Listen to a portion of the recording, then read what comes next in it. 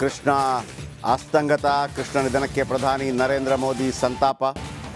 ಕೃಷ್ಣರದ್ದು ದೇಶದ ಜನರಿಗೆ ಸ್ಫೂರ್ತಿದಾಯಕ ವ್ಯಕ್ತಿತ್ವ, ಇತರರ ಜೀವನ ಅಭಿವೃದ್ಧಿಗೆ ಸದಾ ಶ್ರಮ ವಹಿಸಿದ್ರು. ಇಮೇಲ್ ಅನ್ನುವಂಥದ್ದೆಲ್ಲ ಭಾಳ ಪ್ರಚಲಿತವಾಗಿದ್ದು ಇವರ ಕಾಲಾವಧಿಯಲ್ಲಿ. ಸಾಧ್ಯವಾದರೆ ಭಾರ್ಗವ ಮಣಿವಣ್ಣನ್ ಅವರನ್ನು ಕೂಡ ಮಾತಾಡಿಸಿ. IAS ಅಧಿಕಾರಿ ಮಣಿವಣ್ಣನ್ ನೋಡಿ, ಇದು ನೋಡಿ 92 ವರ್ಷ ಯಾರಿಗೆ, SM ಕೃಷ್ಣ ಅವರಿಗೆ. ಆಮೇಲೆ ನರೇಂದ್ರ ಮೋದಿ ಅವರಿಗೆ ನಾಡಿದ್ದು 75 ವರ್ಷ. ಜಸ್ಟ್ ನಾನು ಹೇಳ್ತಿರೋದು ಒಂದು ಎಷ್ಟು 17 ವರ್ಷ ಡಿಫರೆನ್ಸ್ ಇದೆಯಲ್ವಾ.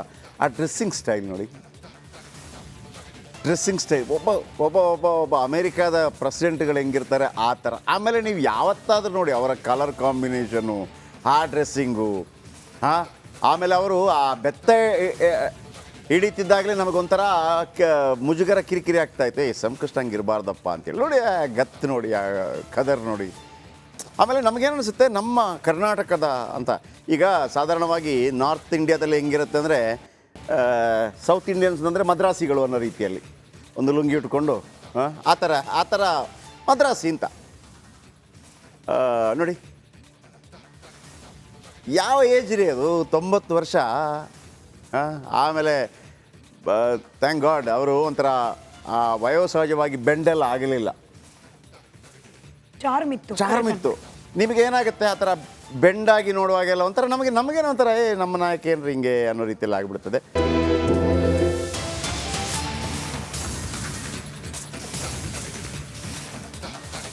ರಾಜಕೀಯ ಅಜಾತಶತ್ರು SM ಕೃಷ್ಣ ನಿಧನ. ಇವತ್ತು ಬೆಳಗ್ಗೆ 5:30 ಸುಮಾರಿಗೆ ನಿಧನ ಹೊಂದಿದ್ದಾರೆ. ಇತ್ತೀಚೆಗಷ್ಟೇ ಒಂದು ಕೆಲವು ದಿನಗಳ ಕಾಲ ಆಸ್ಪತ್ರೆಯಲ್ಲಿ ಕೂಡ ಚಿಕಿತ್ಸೆ ಪಡೆದು ಅವರು ವಾಪಸ್ ಬಂದಿದ್ದರು. ಕೃಷ್ಣ ಹುಟ್ಟಿ ಬೆಳೆದ ಮನೆಯಲ್ಲಿ ಶ್ರದ್ಧಾಂಜಲಿ ಸಲ್ಲಿಕೆ ಒಂದು ಸಂಪ್ರದಾಯ ಇದೆ. ಸಾಧಾರಣವಾಗಿ 92 ವರ್ಷ ಆದಾಗ ಬೆಡ್ ರಿಟರ್ನ್ ಆದರೂ ಮತ್ತೊಂದಾದರೂ ಅಂಥದ್ದೇನು ಆಗಲಿಲ್ಲ ದೇವರ ದಯದಲ್ಲಿ. SM ಕೃಷ್ಣ ಅವರನ್ನು ಆ ಥರ ನೋಡಲಿಕ್ಕೆ ಯಾರಿಗೂ ಮನಸ್ಸು ಕೂಡ ಇರಲಿಲ್ಲ. ಯಾಕಂದರೆ SM ಕೃಷ್ಣ ಒಂದು ರೀತಿಯಲ್ಲಿ ರಾಜಕೀಯದ ಸೂಪರ್ ಸ್ಟಾರ್ ಇದ್ದಂಗೆ. ಒಬ್ಬ ಚಲನಚಿತ್ರ ನಟನಿಗಿರುವಂಥ ಚಾರ್ಮ್ ಎಲ್ಲವೂ ಅವರಿಗಿತ್ತು. ಆಮೇಲೆ ಆ ಥರ ಅವರು ಬಿಹೇವ್ ಮಾಡ್ತಾಯಿದ್ರು, ಆ ಥರ ಅವ್ರು ನಡ್ಕೊಳ್ತಾಯಿದ್ರು.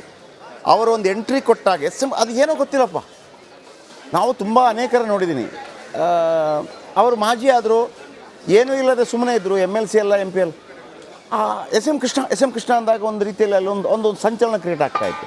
ಅಲ್ಲಿ ಮುಖ್ಯಮಂತ್ರಿಗಳು ಇರ್ತಾಯಿದ್ರು, ದೇವೇಗೌಡರು ಇರ್ತಾಯಿದ್ರು, ಎಲ್ಲರೂ ಇರ್ತಾಯಿದ್ರು. SM ಕೃಷ್ಣ ಅಂತೇಳಿ. ಅಂದರೆ ಆ ಮಾಧ್ಯಮಕ್ಕೂ ಕೂಡ ಅವ್ರ ಬಗ್ಗೆ ಹಾಗಂತ ಮಾಧ್ಯಮ ಮತ್ತೊಂದು ಏನಲ್ಲ ಅದು. ಈ ಮಂಡ್ಯ ಭಾಗದ ರಾಜಕಾರಣಿಗಳು ಸಾಮಾನ್ಯವಾಗಿ ರಾ ಪೊಲಿಟಿಷಿಯನ್ಸ್, ಕನ್ನಡದ ನಾಟಿ. ಬಟ್ ಇವರ ಕ್ಲಾಸ್ ಕೂಡ ಇತ್ತು, ಕ್ಲಾಸ್ ಪ್ಲಸ್ ಮಾಸ್. ಅದರ ಜೊತೆಗೆ ಮಂಡ್ಯದವರು ಅದನ್ನು ಬಹಳ ಹೆಮ್ಮೆಯಿಂದ ಅವರನ್ನ ಇಷ್ಟಪಟ್ಟಿದ್ರು. ಅವರ ರಿಲೇಟಿವ್ ಒಬ್ರು ಮಾತಾಡಿದ್ರು ಬೆಳಗ್ಗೆ ರಿಪಬ್ಲಿಕ್ ಕನ್ನಡದ ಜೊತೆ. ಅಂದ್ರೆ ಅವ್ರು ಏನೇ ಸೂಟು ಬೂಟು ಹಾಕೊಂಡ್ರು, ಫಾರಿನ್ ಗಳಿಗೆ ಹೋಗಿ ಬಂದು ಮಾಡ್ತಿದ್ರು, ಫಾರಿನ್ ಡೆವಲಪ್ಮೆಂಟ್ ಮಿನಿಸ್ಟರ್ ಕೂಡ ಆಗಿದ್ರು. ಬಟ್ ಊರಿಗೆ ಬಂದಾಗ ಪಕ್ಕಾ ಹಳ್ಳಿ, ಪಕ್ಕಾ ಗೌಡ, ಪಕ್ಕಾ ಮನೆ ಮಗನ ಥರ ಇರ್ತಿದ್ರು. ಪೂಜೆ ಪುನಸ್ಕಾರ, ಒಂದು ದೇವಸ್ಥಾನ ಇತ್ತೀಚೆಗಷ್ಟೇ ಇನಾಗ್ರೇಟ್ ಮಾಡಿದ್ರಂತೆ. 48 ದಿನ ಏನೋ ಪೂಜೆ, ಅದೆಲ್ಲ ಆದ್ಮೇಲೆ ಅವ್ರು ತೀರ್ಕೊಂಡಿದ್ದು ಒಂದು ರೀತಿ ಸಮಾಧಾನ ಅಂತ ಹೇಳಿ ಅವರ. ಆಮೇಲೆ ಮಲೆಮಹದೇಶ್ವರನಿಗೆ ಭಾಳ ನಡ್ಕೊಳ್ಳೋರು. ಯಾಕಂದರೆ ವೀರಪ್ಪನ ವಿಚಾರಗಳೆಲ್ಲ ಅಲ್ಲೇ ಆಯ್ತಲ್ವಾ. ಆಮೇಲೆ ಈಗ ನೋಡಿ, ಸಾಧಾರಣವಾಗಿ ಸಂಘ ಪರಿವಾರದಿಂದ ಬಂದವರು ಒಂದು ಅದ್ಭುತವಾದಂಥ ಕನ್ನಡ ಮಾತಾಡ್ತಾರೆ. ಅಂದರೆ ಹೇಳತಕ್ಕಂತಹ, ಮಾಡತಕ್ಕಂತಹ. ಸುನಿಲ್ ಕುಮಾರ್, ಸಿಟಿ ರವಿ ಅವರು ಆದರೂ ಕೂಡ ಅವ್ರು ಏನೇ ಈಗ ಕೆಲವರು ಭಾಳ ಅದ್ಭುತವಾಗಿ ಮಾತಾಡ್ತಾರೆ. ನೀವು SM ಕೃಷ್ಣ ಮಾತನ್ನು ನೀವು ನೋಡ್ಬೇಕು. ಈಗ ಅವ್ರಿಗೆ ಅದ್ಭುತ ಆಕ್ಸ್ಫರ್ಡ್ ಇಂಗ್ಲೀಷ್ ಎಲ್ಲ ಇದೆಯಲ್ಲ ಅವ್ರದ್ದು. ಕನ್ನಡ ಮಾತಾಡೋಕೆ ಶುರು ಮಾಡಿದರೆ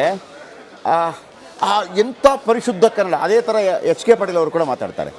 ಓಕೆ, ಅಂದರೆ ನಿಮಗೆ ಈ ಸಂಘ ಪರಿವಾರದ ಯಾವುದೇ ನಾಯಕರು ಮಾತಾಡುವಾಗ ಅದು ಕಲಿತು ಬಂದದ್ದು ಅಂತ ಅನಿಸುತ್ತೆ. ಬಟ್ ಇವ್ರದ್ದು ಆ ಥರ ಅಲ್ಲ. ಸ್ವಲ್ಪ ವಿಡಿಯೋ ನಮ್ಮ ಕ್ಯಾಮ್ರಾಮನ್ಗೆ ಹೇಳಿ ಸ್ವಲ್ಪ ಇನ್ಡೆಪ್ತ್ ವಿಜುವಲ್ಸ್ ಬರಲಿ ಅಲ್ಲಿಂದ ನೋಡಿ. ಮತ್ತೊಂದು ಕಡೆ ಸೋಮನಹಳ್ಳಿಯಲ್ಲಿ ಅಂತಿಮ ವಿಧಿವಿಧಾನಕ್ಕೆ ಎಲ್ಲ ರೆಡಿ ಆಗ್ತಾ ಇದೆ. ನಾಳೆ ನಡೆಯುತ್ತೆ ಅಂತಿಮ ವಿಧಿವಿಧಾನ. ನಾಳೆ ಅಂತಿಮ ಸಂಸ್ಕಾರ ನಾಳೆ ನಡೆಯುತ್ತೆ. ಬಹುತೇಕ ಸದಾಶಿವನಗರದ ನಿವಾಸದ ಬಳಿಯಲ್ಲೇನೆ ನಾಳೆವರೆಗೂ ಕೂಡ ಅಂತಿಮ ದರ್ಶನಕ್ಕೆ. ಎಸ್, ಖಂಡಿತವಾಗಲು. ಈ ರಾಜ್ಕುಮಾರ್ ಅವ್ರು ಕಿಡ್ನಾಪ್ ಆಗಿದ್ದ ಸಂದರ್ಭ ನಾವೆಲ್ಲ ಚಿಕ್ಕವರವಾಗ SM ಕೃಷ್ಣ ಅವರು ಅದನ್ನ ಹ್ಯಾಂಡಲ್ ಮಾಡಿದ್ರ ಬಗ್ಗೆ ಟೀಕೆ ಮಾಡಿದವರು ಇದ್ದಾರೆ, ಹೊಗಳಿದವರು ಇದ್ದಾರೆ. ಹೌದು, ಅಂದರೆ ಅದು ನಿಮಗೆ ಒಂದು ಓಕೆ, ಸಿಟಿ ರವಿ ಮಾತಾಡ್ತಾ ಇದ್ದಾರೆ. ಗಳಿಕೆಗೆ ಪಾತ್ರ ಆಗಿದ್ದರೆ ಬಹಳ ದೊಡ್ಡ ಕೊಡುಗೆ ಎಸ್ ಎಂ ಕೃಷ್ಣ ಅವ್ರದ್ದು ಇದೆ ಅನ್ನೋದು ನಿರ್ವಿವಾದವಾಗಿರ್ತಕ್ಕಂಥ ಸಂಗತಿ. ಅವರು ಬೆಂಗಳೂರಿನ ಸಿಂಗಾಪುರ್ ಮಾದರಿಯಲ್ಲಿ ಕಟ್ಟಬೇಕು ಅಂತ ಅಂತಿದ್ದಾಗ ಬಹಳ ಜನ ಲೇವಡಿ ಮಾಡ್ತಾಯಿದ್ರು. ಆದರೆ ಅವರೊಳಗೆ ಕನಸುಗಳಿತ್ತು. ಅವರ ಮುಖ್ಯಮಂತ್ರಿಯಾದ ಆಡಳಿತದ ಅವಧಿ ಅತ್ಯಂತ ಕಷ್ಟಕರವಾದಂಥ ದಿನಗಳು. ಒಂದು ಕಡೆ ಡಾಕ್ಟರ್ ರಾಜ್ಕುಮಾರ್ ಅವರ ಅಪಹರಣ, ಇಡೀ ರಾಜ್ಯ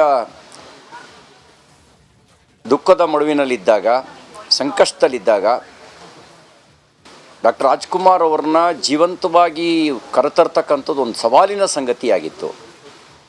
ಬಹಳ ಜನರಿಗೆ ರಾಜ್ಕುಮಾರ್ ಅವರು ವೀರಪ್ಪನವರ ಕಪಿಮುಷ್ಟಿಯಿಂದ ಜೀವಂತವಾಗಿ ಬರ್ತಾರೋ ಇಲ್ವಾ ಅನ್ನುವಂಥ ಅನುಮಾನ ಕಾಡ್ತಾ ಇದ್ದ ಸಂದರ್ಭದ ದುರುಪಯೋಗವನ್ನು ಪಡಿಸ್ಕೊಳ್ಳಿಕ್ಕೆ ಅರಾಜಕ ಶಕ್ತಿಗಳು ಹಾತೊರಿತಾ ಇದ್ದಂಥ ಕಾಲದಲ್ಲಿ ಎಸ್ ಎಂ ಕೃಷ್ಣ ಅವರು ಅದನ್ನು ಅತ್ಯಂತ ಶಾಂತ ರೀತಿಯಿಂದ ಯಶಸ್ವಿಯಾಗಿ ನಿರ್ವಹಿಸಿ ಡಾಕ್ಟರ್ ರಾಜ್ಕುಮಾರ್ ಅವ್ರನ್ನ ಮತ್ತೆ ವಾಪಸ್ ಕರ್ಕೊಂಡು ಬಂದರು. ಅಕಸ್ಮಾತ್ ಎಲ್ಲರೂ ಅದು ಸಾಧ್ಯ ಆಗದೇ ಇದ್ದಿದ್ದರೆ ನಾವು ಆಗ್ತಾಯಿದ್ದ ಅನಾಹುತವನ್ನು ಊಹಿಸ್ಲಿಕ್ಕೂ ಅಸಾಧ್ಯ. ಆ ರೀತಿ ಒಂದು ಜಾಣ್ಮೆಯ ಪ್ರದರ್ಶನವನ್ನು ಮಾಡಿದ್ರು. ಬರಗಾಲದ ನಡುವೆ, ಸಂಕಷ್ಟಗಳ ನಡುವೆ ರಾಜ್ಯವನ್ನು ನಿರ್ವಹಿಸಿದರು. ಅವ್ರ ಪ್ರತಿಯೊಂದು ಮಾತು ಕೂಡ ತೂಕದ ಮಾತು. ನಾವೆಲ್ಲ ಸಾರ್ವಜನಿಕ ಜೀವನದಲ್ಲಿರೋರು ಕಲಿಬೇಕಾಗಿರ್ತಕ್ಕಂಥ ಸಂಗತಿ. ಮಾತಾಡಿದ್ರೆ ಹೋಯ್ತು, ಮುತ್ತು ಒಡೆದ್ರು ಹೋಯ್ತು ಅಂತ ಗಾದೆ ಮಾತು. ಆದರೆ ಆಡಿದ ಮಾತು ಮೌಲ್ಯಯುತವಾಗಿರಬೇಕು, ಅದು ತೂಕ ಕಳ್ಕೊಳ್ಬಾರ್ದು ಅನ್ನೋದು ಎಸ್ ಎಂ ಕೃಷ್ಣ ಅವರ ಸಾರ್ವಜನಿಕ ಬದುಕಿನಲ್ಲಿ ಅವರು ಆಡ್ತಿದ್ದ ಪ್ರತಿಯೊಂದು ಮಾತು ಕೂಡ ಅರ್ಥಗರ್ಭಿತವಾಗಿರ್ತಿತ್ತು, ಸಮಯೋಚಿತವಾಗಿರ್ತಿತ್ತು, ತೂಕದ ಮಾತಾಗಿರ್ತಿತ್ತು. ಯಾರನ್ನೂ ನೋಯಿಸುವ ರೀತಿಯಲ್ಲಿ ಅವರು ರಾಜಕಾರಣವನ್ನು ಮಾಡಲಿಲ್ಲ. ಅಂಥ ಒಂದು ಮುತ್ಸದ್ದಿ ರಾಜಕಾರಣಿಯನ್ನು ನಾವು ಕಳ್ಕೊಂಡಿದ್ದೀವಿ. ಅವರ ಬಹುಕಾಲದಿಂದ ಅವರ ಅನಾರೋಗ್ಯದಿಂದ ನರಳ್ತಾ ಇದ್ದರು. ನಾನು ಆಸ್ಪತ್ರೆಗೆ ಭೇಟಿ ಕೊಟ್ಟು ಬಂದಿದ್ದೆ.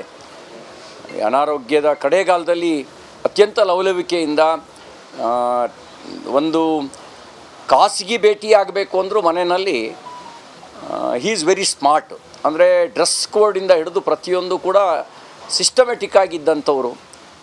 ಕಡೆ ದಿನಗಳಲ್ಲಿ ತುಂಬ ನೋವನ್ನು ಅನುಭವಿಸಬೇಕಾಯಿತು, ಆಸ್ಪತ್ರೆಗಳಲ್ಲೇ ಕಳಿಬೇಕಾಯಿತು. ಅವರು ಇವತ್ತು ನಮ್ಮನ್ನು ಅಗಲಿದ್ದಾರೆ.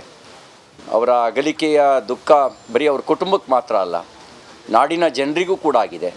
ಅವರ ದುಃಖವನ್ನು ಭರಿಸ್ತಕ್ಕಂಥ ಶಕ್ತಿಯನ್ನು ಭಗವಂತ ದಯಪಾಲಿಸಲಿ, ಅವರ ಆತ್ಮಕ್ಕೆ ಸದ್ಗತಿ ದೊರಕಲಿ ಅಂಥೇಳಿ ಪ್ರಾರ್ಥಿಸಿ ತುಂಬ ಹೃದಯದ ಶ್ರದ್ಧಾಂಜಲಿಯನ್ನು ಸಲ್ಲಿಸ್ತೀನಿ. ಹೇಳಲಿಕ್ಕೆ ಹೋದರೆ ಬಹಳ ಮಾತುಗಳಿದ್ದಾವೆ ಅವ್ರ ಬಗ್ಗೆ.